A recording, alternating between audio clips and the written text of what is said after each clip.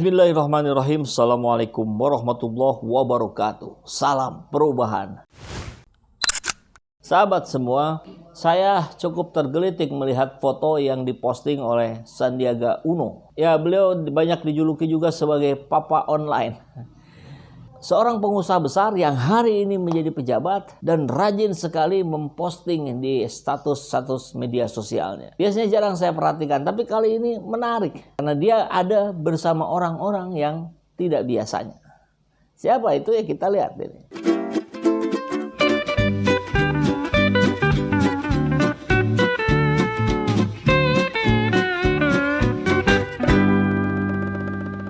Tentu pejabat bertemu dengan orang-orang banyak, orang-orang yang berbeda dari kalangannya adalah hal yang wajar, lumrah, bahkan memang itu yang harus dilakukan. Karena tentu kepentingannya meluas, melebar kemana-mana. Tapi yang menjadi saya tergelitik adalah posisinya. Kan gambar itu bisa menghasilkan makna yang begitu dalam. Dan saya sebagai praktisi psikologi sedikit banyaknya melihat kejanggalan di foto itu. Kita simak ya. Ini kan diposting oleh Sandiaga Uno. Nah, beliau posisinya kalau ngadep ke sini itu paling kiri dengan posisi tangan yang dilipat ke belakang atau seperti orang yang sedang istirahat di tempat, siap siaga, istirahat tapi siap siaga. Yang lain semuanya tidak ada yang dilipat ke belakang. Nah, ini bisa menggambarkan bahwa orang ini, Sandiaga Uno ini yang hebat, yang pintar ini justru merasa inferior dalam situasi itu. Meskipun barangkali paling kaya, tapi kan secara usia mungkin yang paling muda.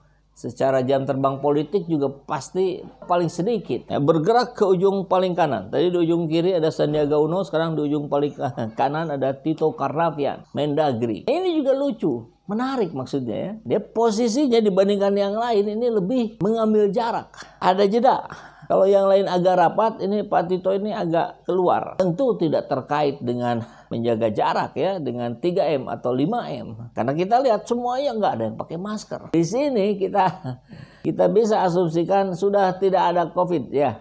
Sudah aman, kan barangkali kan sudah di swab, sudah di PCR dulu kan. Cuman sebagai foto yang tampil ke publik ya ini menggambarkan negeri ini sudah baik-baik saja. Tidak ada ketakutan terhadap COVID-19. Atau ketakutan hanya untuk rakyat, untuk pejabat tidak. Begitukah? Ya, kembali ke Pak Tito Karnavian. Posisi kepalanya memang menghadap ke kamera, tapi agak dimiringkan. Dimiringkan kemana? Ke arah tuan rumah. Ya itu kan kalau cerita Sandiaga Uno sedang berada di rumahnya Bapak Luhut Binsar Panjaitan dalam merayakan Natal barangkali ya. Kepala miring pada tuan rumah tentu sebagai sebuah penghormatan.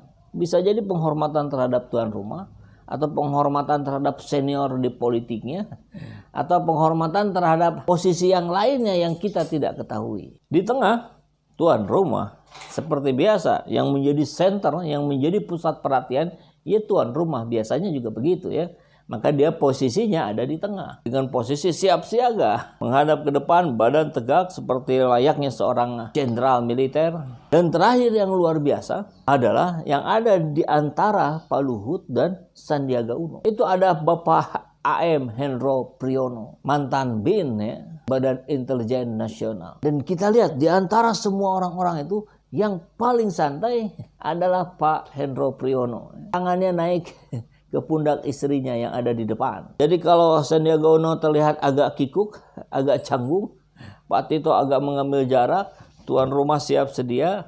Ini yang paling santai Pak Hendro Priyono. Apakah dalam perkumpulan itu orang yang paling berperan dalam diskusi, paling mendominasi diskusi di dalam yang off the record tentu adalah Pak Hendro Priyono. Gambar menunjukkannya begitu. Maka pertanyaannya kemudian dari 4 orang itu, tentu 2 orangnya bersama istri masing-masing, siapa yang the real big boss-nya? Bisa ditebak kan? Ya, ini hanya pengamatan dari kejauhan saja ya. Bisa benar, bisa salah, bisa juga sangat benar. Tapi minimal ini sebagai gambaran untuk kita melihat siapa saja sosok profil orang-orang yang berkuasa di negeri ini dan konstelasinya seperti apa. Ya seperti di foto ini.